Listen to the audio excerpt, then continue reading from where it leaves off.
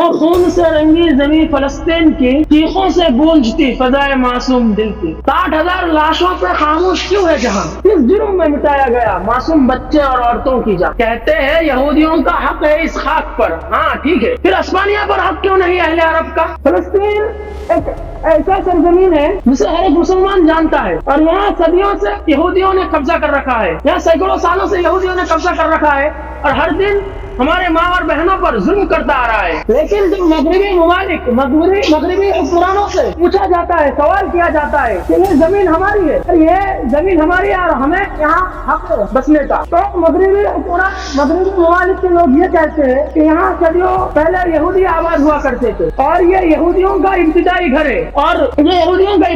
ہے، یہاں پہ یہودیوں کا حق ہے. پھر میں آپ کو یہ کہنا چاہتا ہوں، میں نے ایک لائن کہی آپ کے سامنے جس میں یہ کہا کہ اسپانیہ پر حق کیوں نہیں اہل عرب کا. یہ بات شاید ہر مسلمان کو معلوم نہیں ہے، لیکن میں آپ کو سینکڑوں سال پیچھے لے کے جاتا ہوں اور یہ کہانی آپ کو بتاتا ہوں. یہ کہانی ہے ایک ایسی سرزمین کی جہاں کبھی اذانوں کی صدا گونجتی ہوئی لوگ بیدار ہوا کرتے تھے، جہاں علم و حکمت کے چراغ روشن تھے، جہاں اندھیروں میں روشنی پھیلایا گیا تھا. ہاں یہ کہانی ہے اندلس کی، جسے آج کے ٹائم میں اسپین کہا جاتا ہے.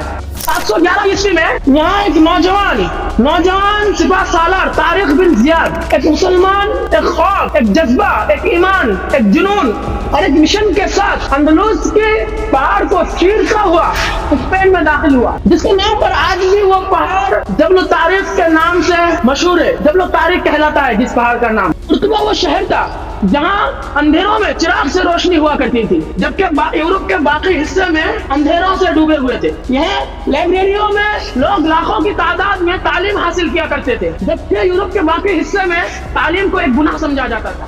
جہاں گرناتا کی محلوں میں موسیقی گونجتی تھی، اور یہاں قرطبہ کی مسجد پہ عدل و انصاف کی باتیں ہوا کرتی تھی. وہ دور تھا جب مسلمان صرف مسلمان نہیں بلکہ اللہ کا سودائی تھا. مسلمان اگر جیتا تھا تو جنگوں کے مصیبت کے لیے، اور اگر مرتا تھا تو اللہ کا نام کے لیے. لیکن دن گزرتا گیا، حالات بدلتے گئے، کمزوری، اختلاف، عیسائیوں کے سازشوں نے اس قوم کو، اس عظیم سلطنت میں بانٹ دیا، اور بالآخر 1492 عیسوی میں اس قوم، اس عظیم سلطنت کی ریاست گر گئی. اور وہ مسجد قرطبہ کی جہاں اذان کی آواز گونجتی تھی، وہاں گھنٹیاں بجنے لگی، اور وہ اسپین کا نور کہیں عیسائیوں کے پیر تلے کچل گیا. لیکن تاریخ آج بھی گواہ ہے، مسلمانوں نے 800 برسوں تک اسپین پر حکومت کی، جس کے نام پر آج کی جدید اسپین تہذیب کی گھڑی پہ کھڑا ہے. لیکن سوال یہ ہے، فلسطین پر یہودی آباد سے پہلے اس نے یہودیوں کا حق ہے فلسطین پر. مسلمانوں نے بھی 800 برسوں تک حکومت کی،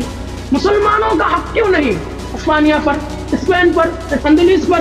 مقصد ہے ملوکیت انگلش کا کچھ اور، میرا مطلب ان لوگوں کا مقصد کچھ اور. ان کا مقصد کیا ہے وہ لوگوں کو دکھ رہا ہے، اور لوگ دھیرے دھیرے اس بات کو سمجھ بھی رہے ہیں.